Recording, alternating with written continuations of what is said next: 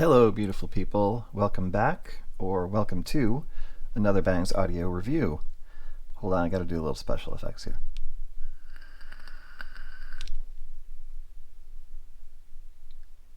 Much better. Today we're gonna review the Canera Idun, or Idun if you want to go full Norse on it. It's a single DD2BA. That's the configuration, sorry. And we'll get into what those drivers are, which is pretty cool. First I'll do a quick unbox, even though many things are out of the box. Nice paperwork, very well done. This is a premium unboxing experience. For $170 regular retail, I'm very pleased with what you get. You also get a really nice selection of tips, although, well, I'm not saying I didn't end up using any of them. I actually ended up liking the sort of coffee cream colored, these are the vocal ear tips, widest 4 available.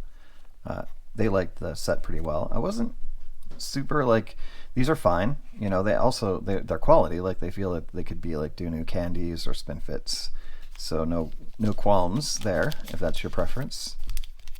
And it didn't open these because I knew they were foams, but I also didn't check the quality of them, so I'm assuming they're at least at comply level, and it looks like they are. Maybe not Daconi, but at least oh, they're sticky. Huh, a little bit. Yeah, there's really nice foams actually. So foam is your thing. There's actually 2 sizes of foam available as well. The case also feels premium. Sort of got that wood grain look to it, and nice felt on the interior. My only issue with the case is I feel like it's a little bit on the small side, because I don't want to squish these beautiful iems.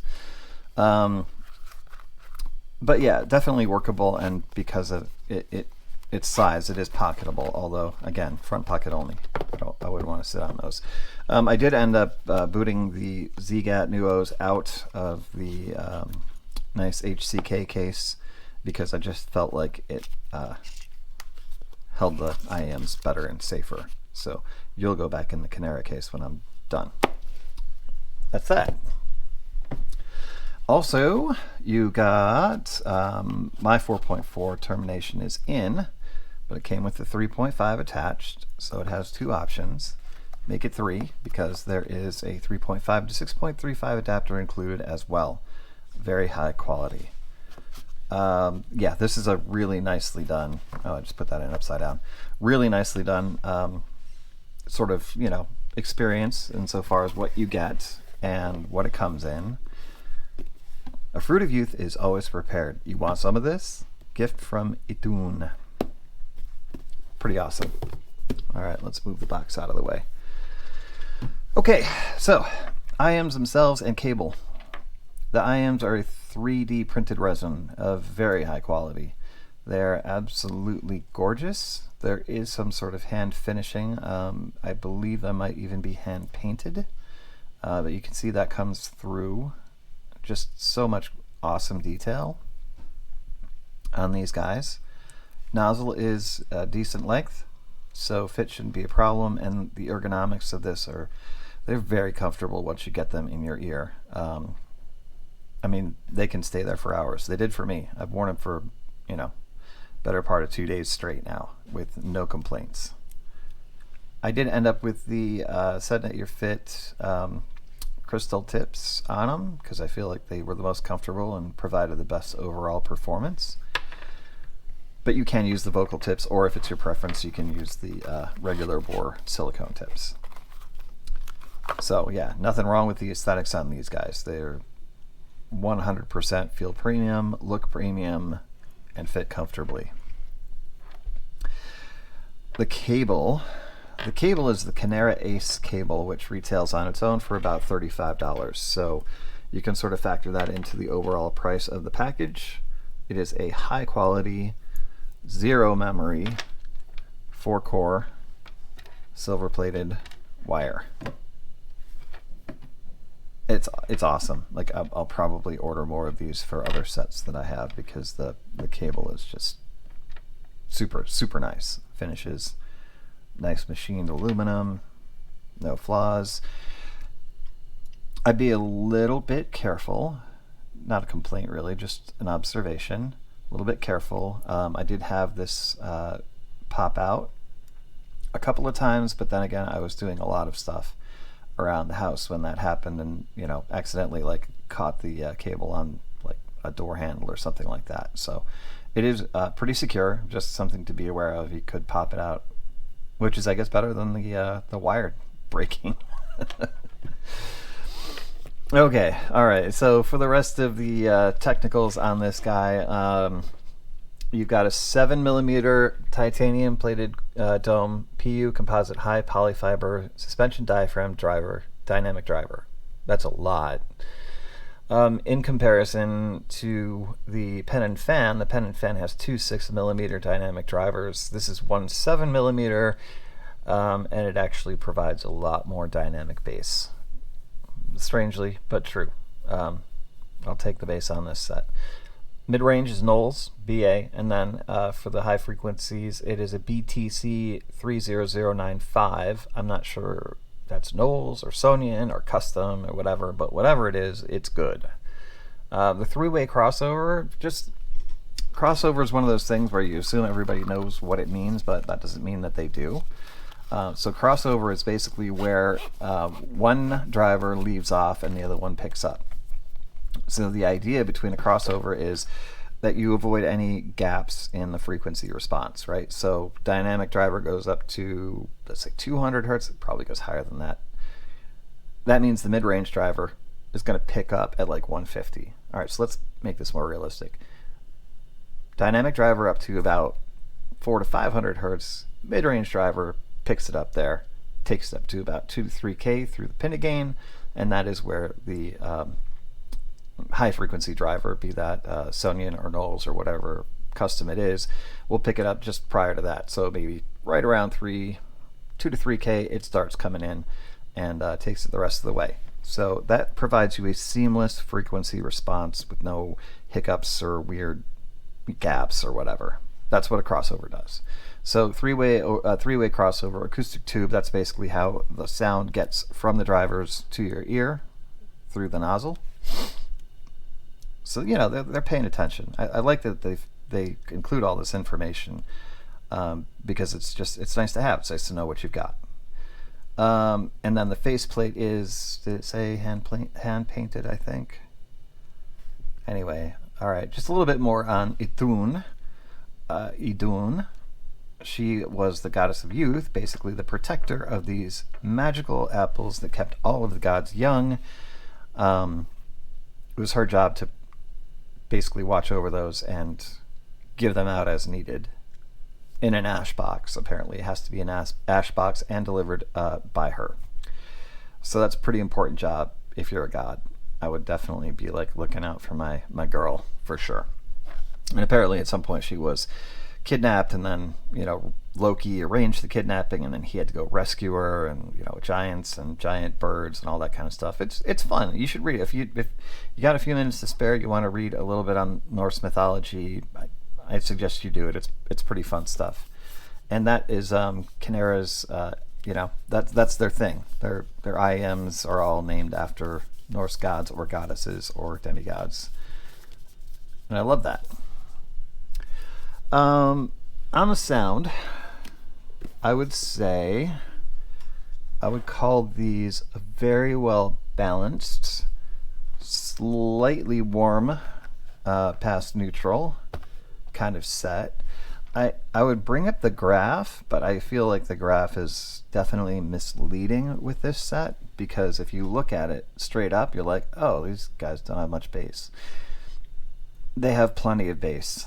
I mean, plenty of bass. So, on the test tracks, they performed above my expectations based on their configuration with tracks like I'm Dat and Desires and Virginia Beach and Paint the Town Red, Doja Cat. So, yep, definitely go for hip-hop, R&B, and rap.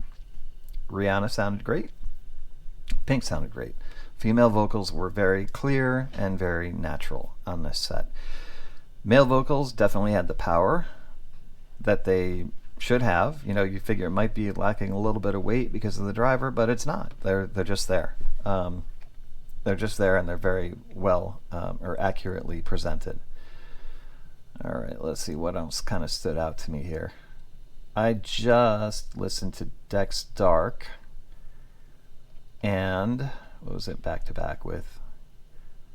It wasn't back to back with anything. All right, so I listened to Dex Dark, and then I went over to Ghost Walking, the classic song from Lamb of God. So yes, it'll handle alternative rock, and it will handle metal with no problem whatsoever. I couldn't really find a fault in these. I know that they're not as bassy as some people would like, but I am a bass head, and I found the bass to be very, very satisfying. Not at the weight of other sets, like, RDT10 definitely has more weight to the bass and more impact, but they certainly were not lacking in any way. What else? Let's see.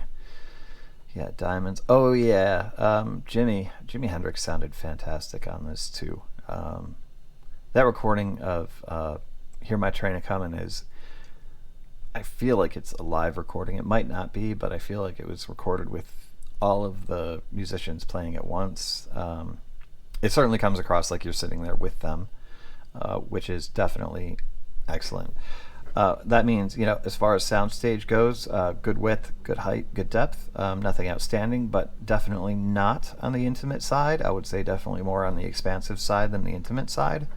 Like I said, the bass has got good impact. It's well controlled. Why is that moving on its own? Magnets. The mids, I feel like, are a strong point for this set. I feel like it's... kind of feel like this is everything I was expecting the pen and fan to be, and it wasn't. If you follow me on that. Like, I have a much better or easier time swallowing the 170 for this set than I would 280 for the pen and fan, and even at like sale price of 160, I feel like the Idun Golden outperforms it. And it's 2 years older. Now it's almost 2.5 years old, but it's 2 years older than the Pennon, and lacks one dynamic driver in its configuration. So go figure that one out.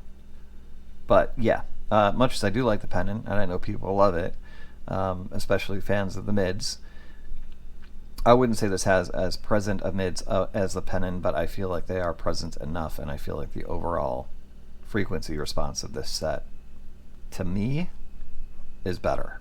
To me.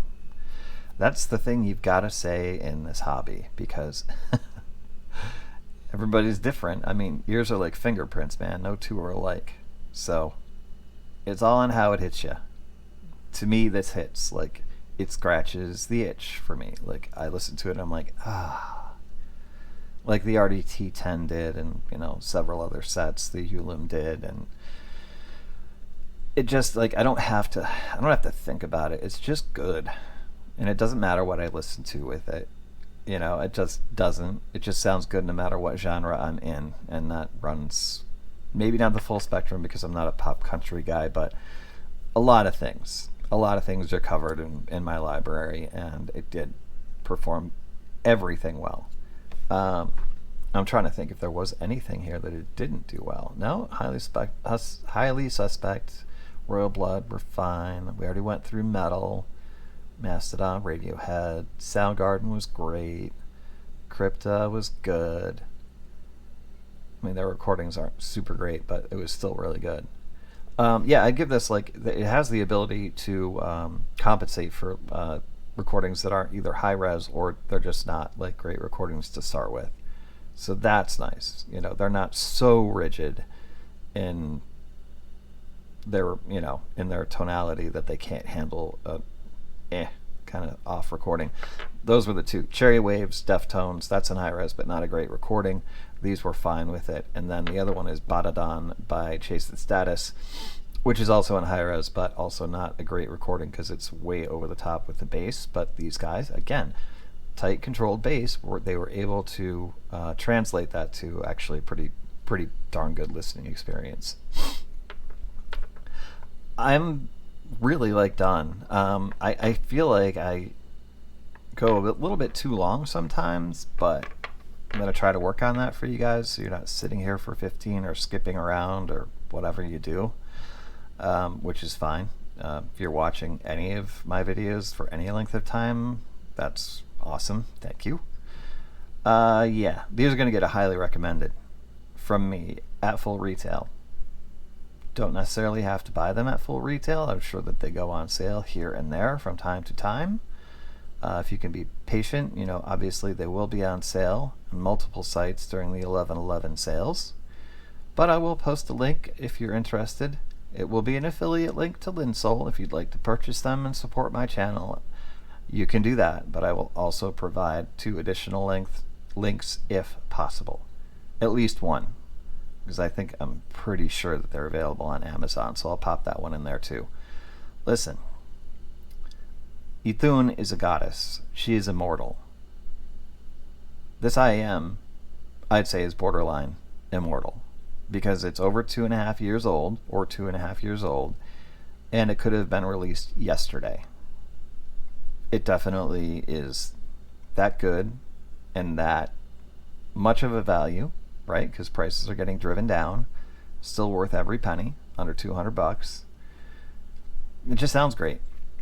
It's just a really well done IEM. I'm becoming a big fan of Chimera. I will be reviewing the Phoenix Call coming up fairly soon, within the next few weeks, and then we'll see where we go from there. Maybe Freya 2, maybe we go to the Hodor. I'm not really sure where I'm going next, but I'm definitely gonna continue to add Chimera or Chimera Celeste to my collection, because I feel like they just do it right.